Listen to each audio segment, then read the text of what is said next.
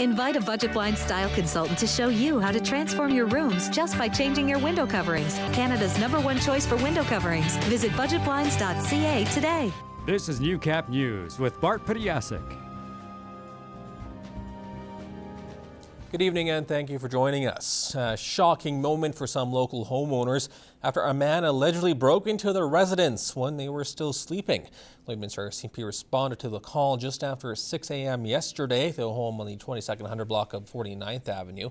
After setting up a perimeter and calling in the police dog unit, members were able to track down a fleeing suspect who managed to jump over several fences through multiple backyards. After a short struggle, he was arrested and sent to hospital for treatment of minor injuries. Now 19-year-old Aaron Kahnapace of Thunderchild First Nation is facing various charges, including break and enter, mischief, and resisting arrest. He was also wanted on outstanding warrants in the city. RCMP are investigating a single vehicle rollover that happened at 2 o'clock yesterday afternoon. 3 high school students were out on a scavenger hunt that came to an abrupt stop. The rollover happened on 62nd Avenue and 43rd Street. Police say excessive speed was a factor. Now, none of these students were injured. A 21-year-old man is in hospital after he was beat up with a weapon near Cold Lake on the weekend. Cold Lake RCMP found the man around 3:30 a.m. after the incident took place about 30 kilometers west of that city. Police say the victim was airlifted to the U of A hospital and is expected to make a full recovery. Charges of aggravated assault are pending against the 17-year-old. Names are not being released at this time, and the investigation is ongoing.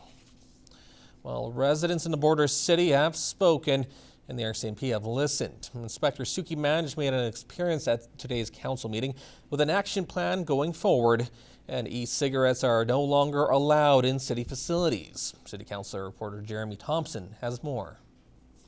The results are in. Today, Council approved a request from RCMP to look into hiring more officers. The request comes as a response to community meetings that were held back in March. Now, 4 new officers would help the RCMP with their new crime reduction strategy. We know that the small population in this country commit the crime. So in the city of Lloydminster, we can concentrate on that small population a lot easier than on the crime itself. And the city has become a pioneer when it comes to regulating e-cigarettes. At the moment, there are no provincial or federal laws about where smokeless smoking is allowed. It may not be bad for you as a product, but I think the perception, the view is that it is smoking. It is something that can be, at some point, turn into true, actual tobacco smoking. So I think if we can eliminate it now, it'll be good for us long term. We'll be following these stories and more in the coming week. Reporting from City Hall, Jeremy Thompson, Newcap News. Yesterday was National Aboriginal Day, but one local school is extending the celebration. Evazawalak has more on a unique learning initiative for some local students. Ash around Nolan's waist. Nolan started hesitantly with the basic step. For the past 3 years, Randall Park has joined many other schools in Lloydminster to acknowledge National Aboriginal Day in an interactive way. Tend to have a real mixture of different cultures at our school. However, we still feel like it's important to do these activities and teach everyone who's coming from other countries about the people who first started our country and originated in our country. Michael Thomas is a grade 6 student at the school. She's proud of her heritage and believes it's important to learn what others value. So that you know about them and you're not being racist or anything to them, because they're different color or something like that. So it's good to know about other people's culture. Well, I wasn't Métis, but when I lived in Edmonton when I was first growing up, the closest school I went to was Métis, so I learned how to speak Cree. They did so many cool dances and all that you don't really see these days. It's totally different than us. Me and my sister were the only ones there that when we weren't like anybody else. But we still learned how to play the fiddle and how to powwow and jig. An art she was able to pass down to her fellow students.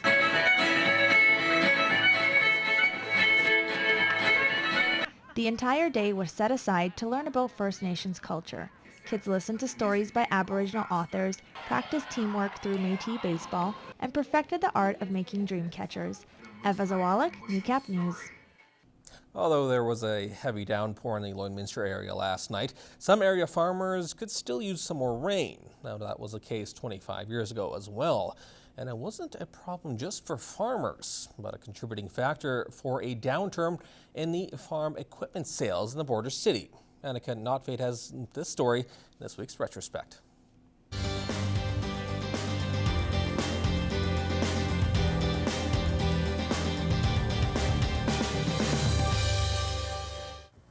Farm equipment sales are low this year on a national scale, but it has started to affect some border city equipment retailers.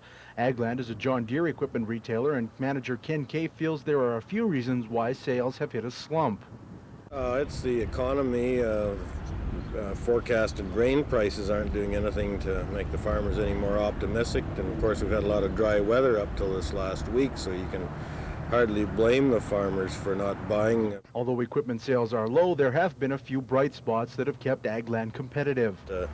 We had a record year in 1989. John Deere had a complete new line of product out, and of course our new Maximizer combines kind of took over and pushed up sales. There is another reason for Agland's success. We, of course, have a large service department, 10 mechanics here and 4 in Vermilion, and a large parts department, and those sales in those areas have actually increased. Just up the road is AgriFuture, which has not fallen on hard times at all. We've been up about 4 years in a row.